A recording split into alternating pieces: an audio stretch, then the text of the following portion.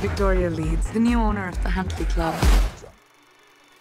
Priyanka. Hi, Janae. Congratulations on all your success. You've had an amazing year. Now you have Baywatch and you have a huge role. Thank you. But you're the bad guy. I am the bad girl.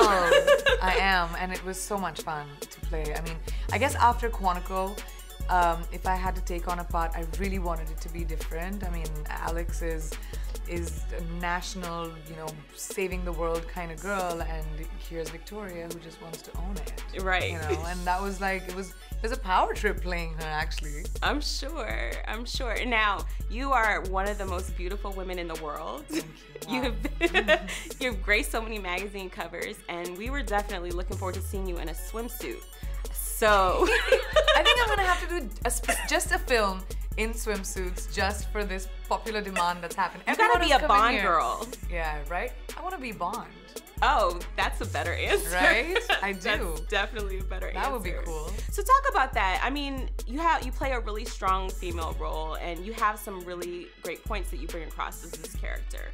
How certain men wouldn't be judged by the same standard, and what do you think about that? What do you think about the way society has changed in terms of women being allowed to play those roles, or is it even allowed? We kind of have to take them. I mean, we have to have our own standards and fight for it, for sure, but that's not what normal should be. Right. I have been very lucky that I set my standards at a place where I'm like, I won't even encourage something which is, and a strong part doesn't mean a long part. You know what I mean? A strong part means just an empowered female part, which stands for something, you know, which holds its own. And I've always looked for that in the films that I've done.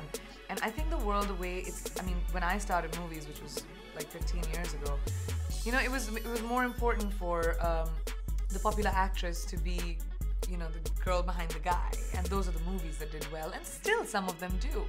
But we've reached a point where, as female actors, you know, there are parts being written by us. Even business-wise, if you see a female on a poster, the film's open to money. Right. So I think it's the audience's mind that has changed. Of course, there's so much more to do, and it'll take us a really long time. And I hope in my lifetime, I can see a female actress who's the biggest actress in the world, you know, actor in the world. I would love for that to happen, but it'll be our struggle, and it'll be something that we as women have to continue doing, and it starts with loving and supporting each other, and, you know, girl love, and encouraging people that you appreciate. I also have to talk to you about diversity. I felt like the film actually did a great job of bringing in a lot of diverse characters. And you, as a brown woman, having these roles, you're such an inspiration to little brown girls growing up. Can you talk about that? Yes, it was very important to me, if I worked outside of India, that I did not let people who knew me on my work down. Because I've been given such an amazing pedestal in my Indian films.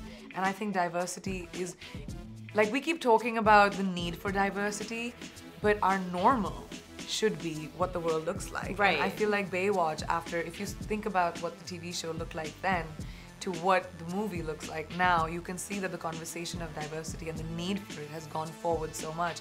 And I'm so proud that between Quantico and Baywatch, I've been on TV shows that actually have representation as a brown woman, as just what the world should be. And, you know, you cast people because they're good at their jobs, not the color of their skin. Right. And you talked about your experience growing up in America, younger, you know, and dealing with racism. Can you talk to me about that a little bit? Well, I think that especially for girls or people who look like me or look like us, I think, you know, somewhere in your life you deal with it. You deal with people judging you because of where you come from, what you look like, what your accent is, how you speak. But I think a certain sense of confidence that every one of us, and especially I always tell young girls that, is that what makes us different is what makes you unique. As soon as you try to be like someone else, you're not special anymore. Right. And somewhere we need to build that confidence in our girls, whatever they look like, that work for merit. You know, empower yourself and know that nothing and no one can tell you you're less, even if they are mean to you because of the color of your skin. Be the best version of you, and only you can decide that.